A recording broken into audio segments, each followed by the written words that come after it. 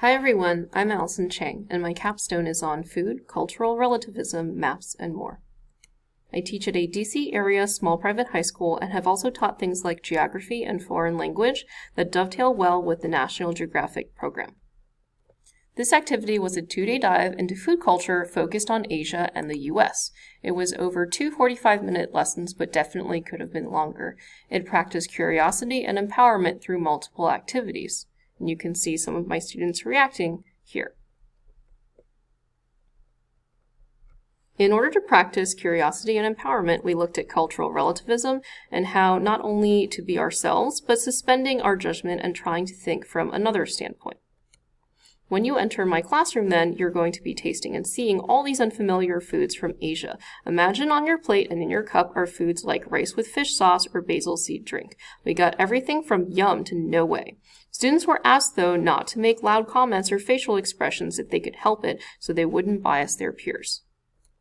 So how hard is this for you? How are your personal cultural backgrounds and experiences or associations affecting your subjective reality looking at this popular Korean food? In order to be themselves and yet others and respect the diversity of opinions that might happen, they had to practice putting subjective and objective reactions in different note boxes while tasting. You can see this student on the left wrote smells terrible, looks worse, but on the right-hand side said texture is similar to an onion, spicy, brownish red, and slightly moist. This student on the right wrote crunchy, spicy, smooth, seeds are in a tapioca-like substance. Now, even if they didn't like a food, they had to practice curiosity, and I really liked questions like, what is it made of, what gives it its color, or when would you typically have this food? What better way then to practice respecting others than pretend that you are theoretically the other? So by looking at the objective characteristics of food in mainstream American cuisine, they decided that foods like yogurt, cheese, or pasta and broccoli or peanut butter might be disgusting to another culture subjectively. As we're having the discussions, all ideas are being written down as equally important and empowered, not just the teacher being right or any student taking over the classroom. What we did next was watch segments of an Uncharted episode on Laos or Lao, where Gordon Ramsey harvested foods like ant larvae. They were also given separate facts on the natural world.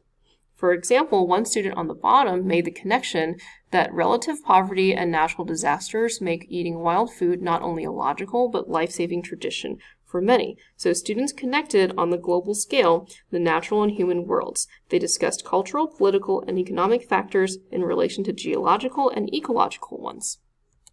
We then brought it back to the local and regional scale with our familiar home country. Spoiler, students did find out there are reasons why certain American cuisine areas developed the way they did. So the first thing we did was start kind of at the end by asking what are the regions we already know of our country and what are their local foods? Everything from fried cheese to chili to salmon. Then we took a look at the map and noticed that our country is very huge and has lots of landforms that either connect or separate people. This kind of predetermined the cultural regions that would exist, like Appalachia.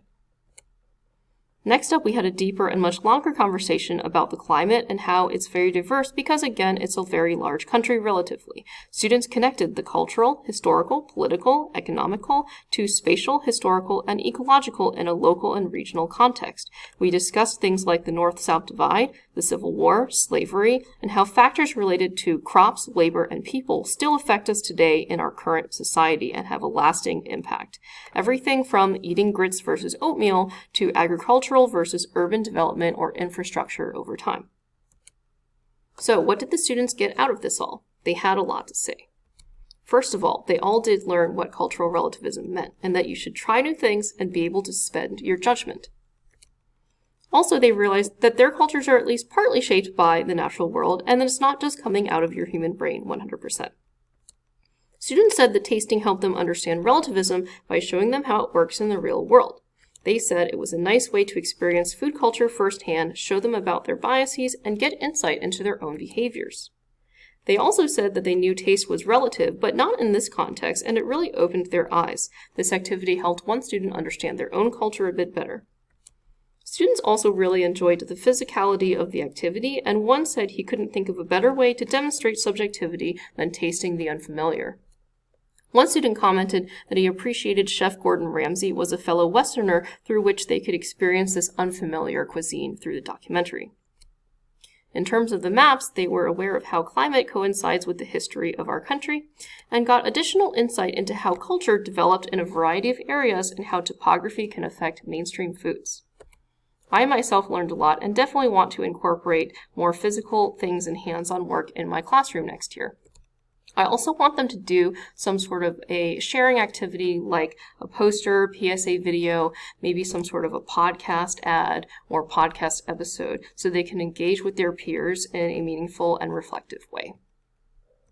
Thank you so much.